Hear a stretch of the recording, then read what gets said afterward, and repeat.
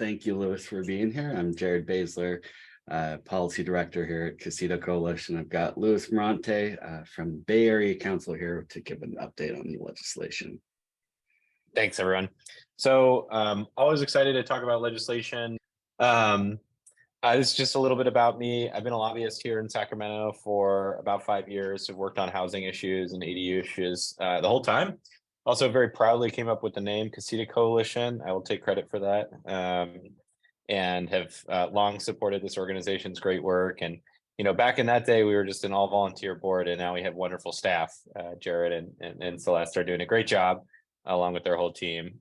So we're in a great spot, both as an organization and as an industry. It's very exciting.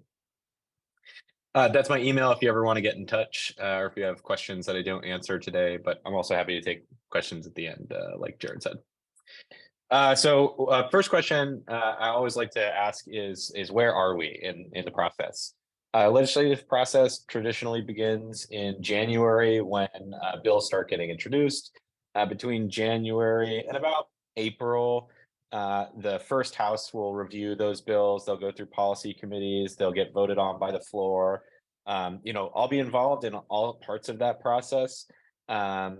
But what's critical to know right now is sort of the second houses are starting to review bills. And that policy committee process is really sort of the last best place to get amendments to bills or to try to make tweaks.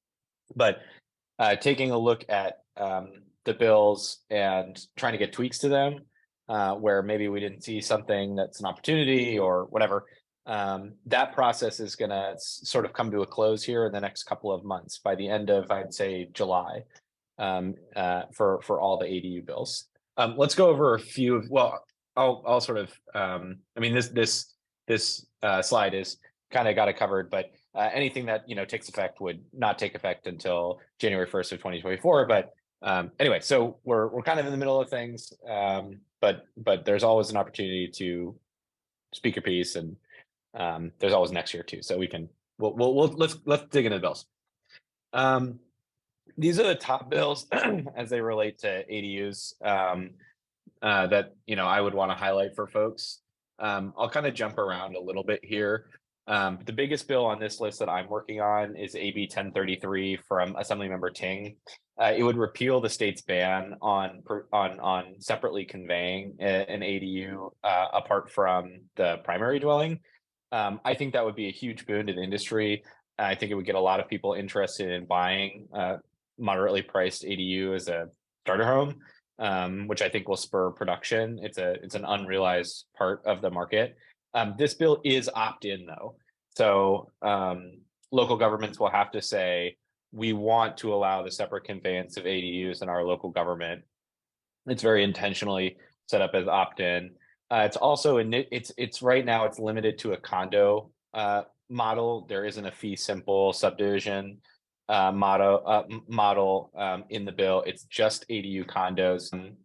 This is a model that's very successful in Portland, Seattle, Austin, and Princeton, New Jersey. And all we're just trying to say is we'd like to have it here in California too.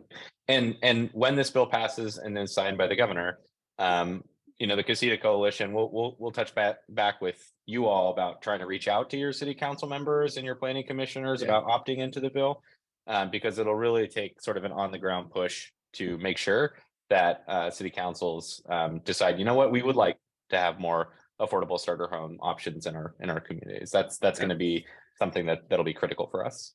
Yeah, absolutely. Why don't we jump into one of the other bills that's out there right now, and you actually have it mislabeled on here, AB 1332. It was at 1332. Yeah. Oh shoot, sorry, I have it as 1322. Yeah. Oh, you're right. So AB 1332 is a bill from Assemblymember Juan Carrillo. Thank you for pointing out my typo, Jared. The bill would require local governments to adopt pre-approved ADU plans. It's really simple. All local government would have to say is, you know, okay, we're going to create a list of ADU designs. If you're an ADU architect, you can submit your design to the pre-approval list.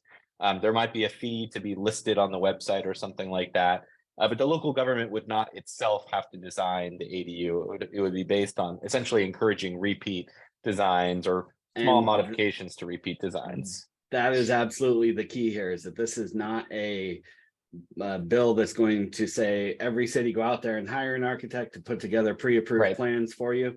This is a repeatability bill. The whole idea is that, yes, they will have programs that anyone can go through the process to get their plans pre-approved, but at the exact same time, they will have any unit that's been permitted in that jurisdiction, in that code cycle, qualifies as pre-approved under the same level of expediting that any pre-approval has, anything that's gone through the pre-approval process. So it's really about making sure that everyone has an opportunity to reuse plans that they've already done.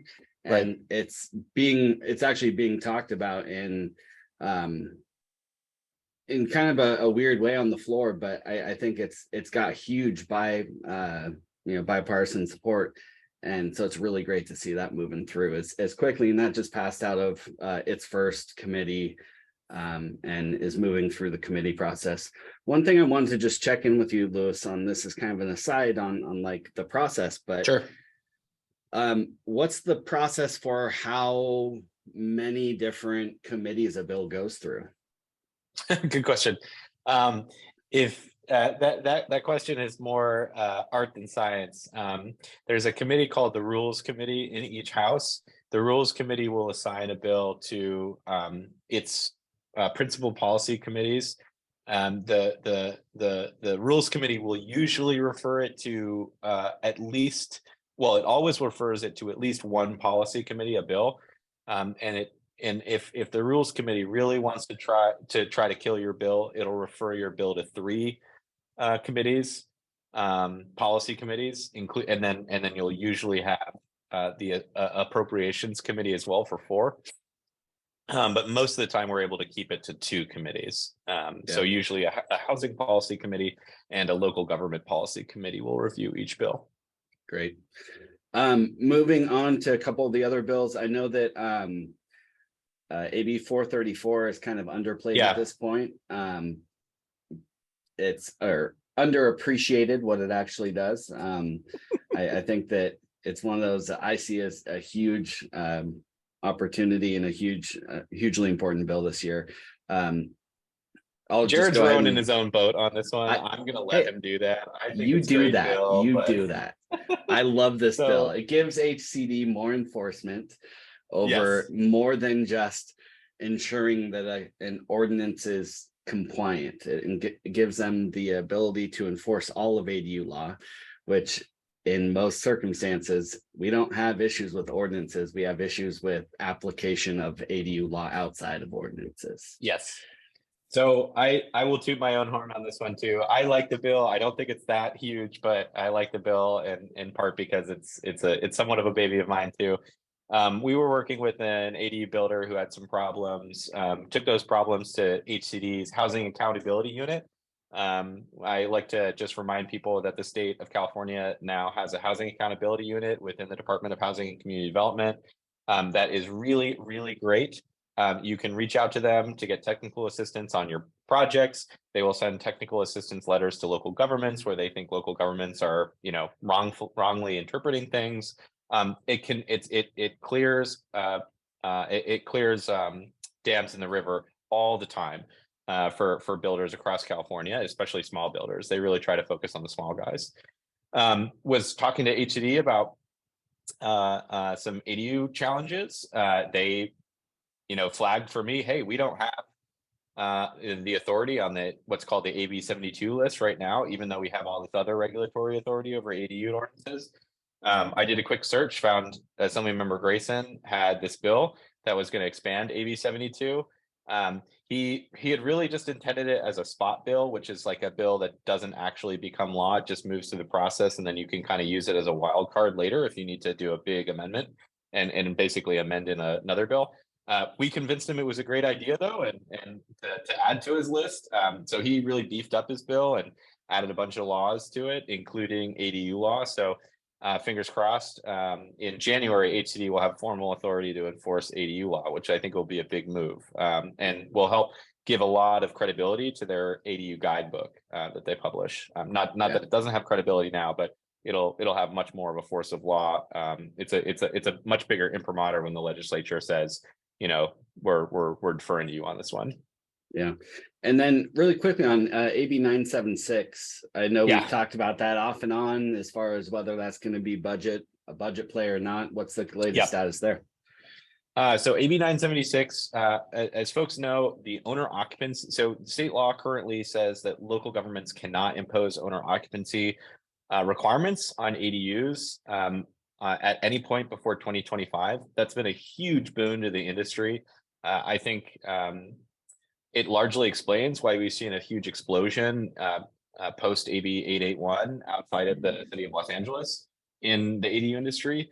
That owner occupancy protection is going away in 2025. So we have to do something to change that now. AB 976 is try number 2 for me to get rid of that. We weren't successful at that last year. And we can get into some of the politics here, but the politics are shining very brightly, very positively on this bill right now.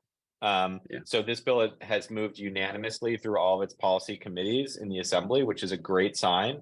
I am trying to convince Assemblymember Ting to put this bill into the Assembly's budget trailer bill proposal, which would fast track it through the process and make it much less susceptible to specific NIMBY legislators in the Senate. Yeah. And so I have my fingers crossed that we're going to be able to complete that, but nothing's final there. Great. And the last one I want to discuss is the one that is really big for all of us that have memorized code section, which is the omnibus, which completely rearranges all of the code that we speak about every day. So what this one does, for those of you who don't know, this is a very simple one. It's just rearranging the code, but it means that we will no longer be able to refer to 65852.2, and we will have new code that we need to memorize. So. We need like an ADU themed bar where like just Jared and I can go, and I see Ryan's on the call too, where Ryan and I can go and we can order the 65852.2 out of, like, you know, solidarity to the path. Because our great number is going to go by the wayside, sadly. I'm glad I didn't get it tattooed. You know, that would have been all the more important to get the tattoo right now.